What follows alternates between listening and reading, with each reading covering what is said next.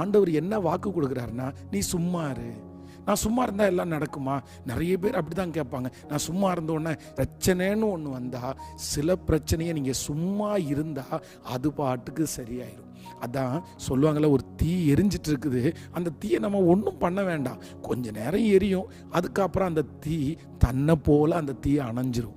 ஆனால் நமக்கு நிறைய பேருக்கு அதை நோண்டி பிரச்சனை பண்ணி ஏன்னு கேட்டு சண்டையை இழுத்து அந்த சின்ன பிரச்சனையை பெரிய பிரச்சனையாக பண்ணுற சுபாவம் நிறைய பேரிடத்துல இருக்குது. மாமியார் பேசினாங்களா, மருமகள் பேசினாங்களா, கணவனார் பேசினாங்களா, சுற்றி வேலை செய்கிறவங்க யாராவது ஒருத்தர் இந்த மாதிரி பிரச்சனை பண்ணுறாங்களா, இந்த மாதிரி போட்டு கொடுக்குறாங்களா, நீங்கள் ஒன்றும் பண்ண வேண்டாம். இல்லை, நான் அவனை பார்த்தே ஆகணும், நான் பிரச்சனை பண்ணியே ஆவேன், நான் கேட்டே ஆவேன், இந்த மாதிரிலாம் சொல்லுவாங்க. நான் நாக்கு பிடுங்குற மாதிரி 4 கேள்வி கேட்காம நான் அடங்க மாட்டேன். அவனுடைய வீட்டில் போய் பிரச்சனை பண்ணாமல் எதுக்கு கர்த்தர் சொல்கிறாரு, நீங்கள் சும்மா இருங்க மகளே, நீ சும்மா இரு, இந்த பிரச்சனை நீ சும்மா இரு, நான் பார்த்துக்கிறேன்.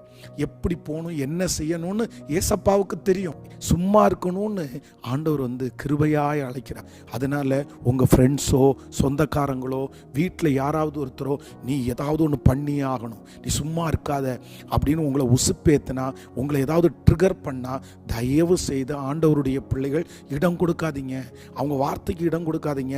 அது பிசாசுனால் அனுப்பப்பட்டது. சில நேரத்தில் பிசாசு தான் உங்களை நீ சும்மா இருக்காத, நீ ஏதாவது ஒன்று பண்ணுன்னு சொல்லும். நீங்கள் கீழ்ப்படியாதீங்க, நீங்கள் சும்மா இருங்க, ஆண்டவர் செய்வார்.